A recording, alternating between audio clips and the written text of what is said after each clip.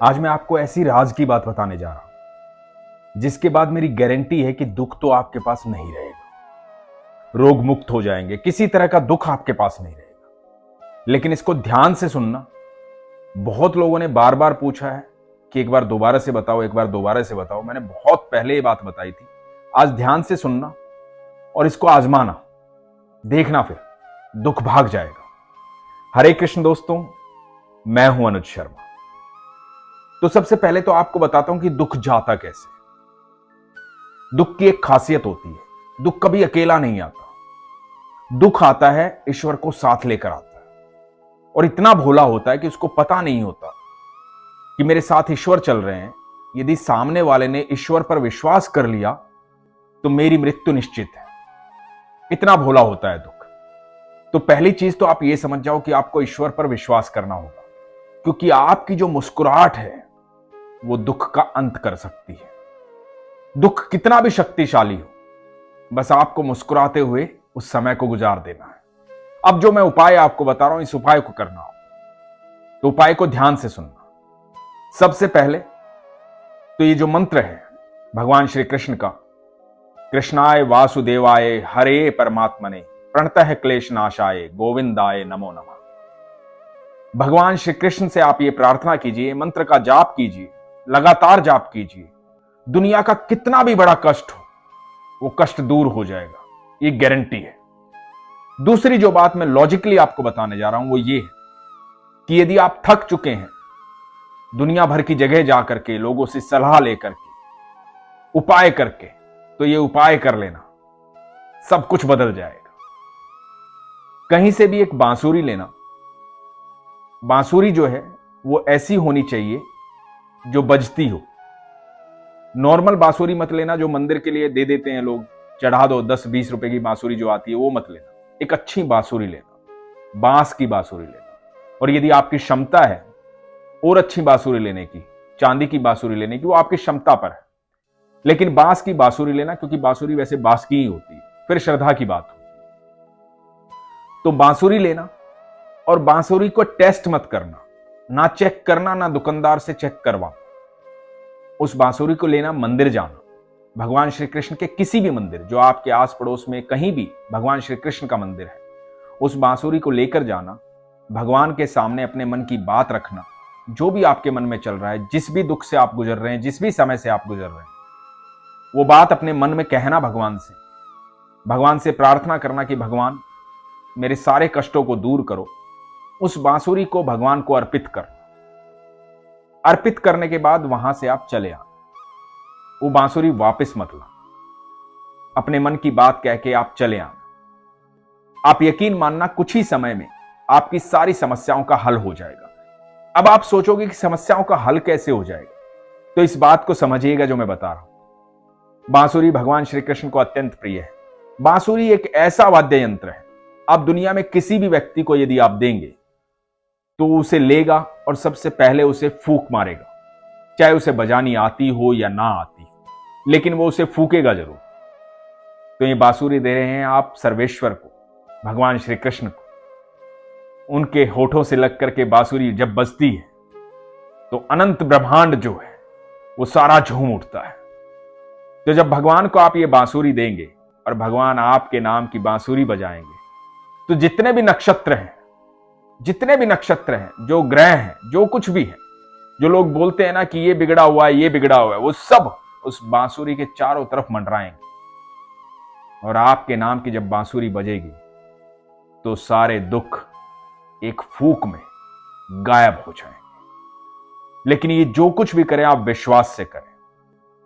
एक ही बार करना है, ऐसा नहीं है कि आपको लगातार जाके बांसुरी देनी है, एक ही बार करना। ध्यान से सुनिएगा इस बात को।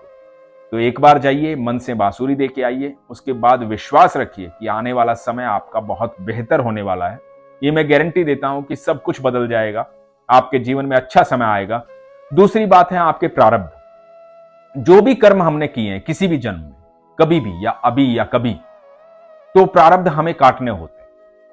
लेकिन ईश्वर का संग जो है उन प्रारब्ध को काटने में आपको सहूलियत देता है, आसानी देता है, क्योंकि ईश्वर जब आपके संग रहते हैं, दुख कितना भी बड़ा हो वो कमजोर हो जाता है। दुख को एक ही तरीके से आप कमजोर कर सकते हैं, ईश्वर पर विश्वास करके। तो आप भरोसा कभी मत तोड़िए, किसी की बातों में मत आइए। जब आप कमजोर होते हैं, आपका वक्त कमजोर होता है, आप दुखी होते हैं, तो लोग तरह तरह की सलाह देते हैं, लोग भिन्न भिन्न बातें करते हैं, ये कर ले, वो कर ले, ऐसा कर ले, वैसा कर ले।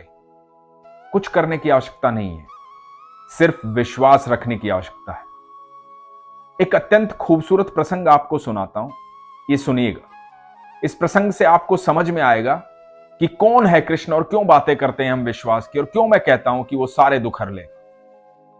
तो ये बात है महाभारत शुरू होने से पहले। महाभारत शुरू होने से पहले हुआ यूं कि भगवान 5 जगह मांगने आए पांडवों के लिए कौरवों से। भगवान ने कहा कि 5 जगह दे दो, तुम हस्तिनापुर चलाना, और वो 5 जगह पर अपना राज्य करेंगे, सब खुशहाली से रहेंगे, कोई दिक्कत की बात नहीं होगी, तुम खुश रहना, वो खुश रहेंगे, क्या जरूरत है आपस में झगड़ा करने की।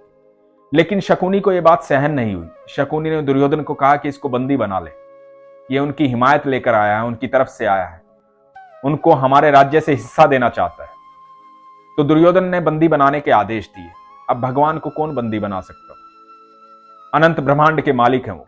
पहली बार भगवान श्री कृष्ण ने अपनी थोड़ी सी लाइट दिखाई, पहली बार ये बताया कि मैं हूं कौन और किसे बंदी बनाने जा रहे हो तुम हो कौन। तो भगवान ने जब ये दिखाया तो सब चौंक गए।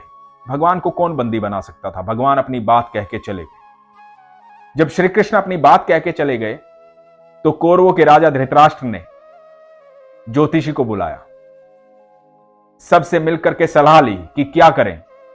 अब या तो युद्ध होगा या 5 जगह देनी पड़ेगी। तो ज्योतिषी ने कहा सुयोधन जो है, सुयोधन दुर्योधन का नाम था, दुर्योधन हम उनको उनके कर्मों के कारण कहते हैं। तो ज्योतिषी ने कहा जो सुयोधन है, सुयोधन की कुंडली में राजयोग है, दुनिया में कोई भी हरा नहीं सकता, निश्चित तौर पर राजा बनेगा, कोई रोक ही नहीं सकता, कुंडली में लिखा है। तो आप निश्चित तौर पर विश्वास रखिए कि आपका पुत्र ही राजा बनेगा, युद्ध कीजिए। और एक ज्योतिषी के कहने पर युद्ध शुरू हो गया। जब युद्ध शुरू हो गया तो 3 दिन बीत गए। 3 दिन बीत गए और कौरव निपटने शुरू हो गए। तो धृतराष्ट्र ने ज्योतिषी को बुलाया और ज्योतिषी को कहा कि तुमने कहा था मेरा बेटा राजा बनेगा, तो ये क्या चल रहा है? तो ज्योतिषी ने कहा कि महाराज अभी तो 3 ही दिन हुए, मैंने तो परिणाम की बात की थी, इंतजार कीजिए, सुयोधन ही राजा बनेंगे। 8 दिन बीत गए, आधे कौरव निपट चुके थे। जब आधे कौरव निपट गए, धृतराष्ट्र चिंतित था। विदुर भी बहुत कुछ बता चुके थे, संजय भी बहुत कुछ बता चुके थे। ज्योतिषी को फिर से बुलाया गया। ज्योतिषी को पूछा गया कि ये बताइए कि आपने कहा था कि मेरा बेटा राजा बनेगा, 8वां दिन हो गया है, आधे से ज्यादा कौरव निपट चुके हैं, अब क्या कहते हैं आप? अब क्या कहता है आपका ज्योतिष शास्त्र? तो ज्योतिषी ने एक बात कही, वो बात आप ध्यान से सुनिएगा। ज्योतिषी ने कहा कि वहां कोई है जो समय और परिधि से परे है, वहां कोई है जिसने नक्षत्रों की दिशाएं बदल डाली, कोई है वहां।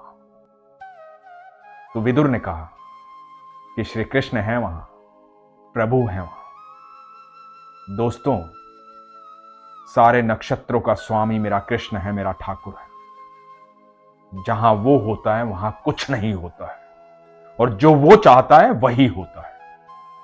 इसलिए इधर उधर भटकिए मत, विश्वास कीजिए। आपको पता है कि महाभारत के युद्ध के बाद राजा कौन बना था, क्योंकि सब नक्षत्रों का स्वामी मेरा कृष्ण है। आप यकीन मानना, यदि आप दुखी हैं, परेशान हैं और आपकी समस्याओं का हल नहीं हो रहा है, आप सब जगह से हार चुके हैं, तो आज ही अपनी कुंडली को उठाइए और भगवान श्री कृष्ण के चरणों में रख दीजिए, समर्पित कर दीजिए उन्हें, क्योंकि सब नक्षत्रों के स्वामी वही हैं और आपका कोई कुछ नहीं बिगाड़ सकता जब आपके सारथी कृष्ण है, आपके साथ कृष्ण है। बस विश्वास रखिए, कृष्ण आपके साथ हर समय है। वो आपसे बेहद प्यार करते हैं, वो हम सब के पिता हैं, हम सब उनकी संतान हैं। हम इधर उधर भटके ना, इस सफर का आनंद लें और विश्वास रखें अपने पिता पर। बस यही तो मैं कहता हूं कि अपने विश्वास को मजबूत रखिए, अपना ख्याल रखिए। हरे कृष्ण।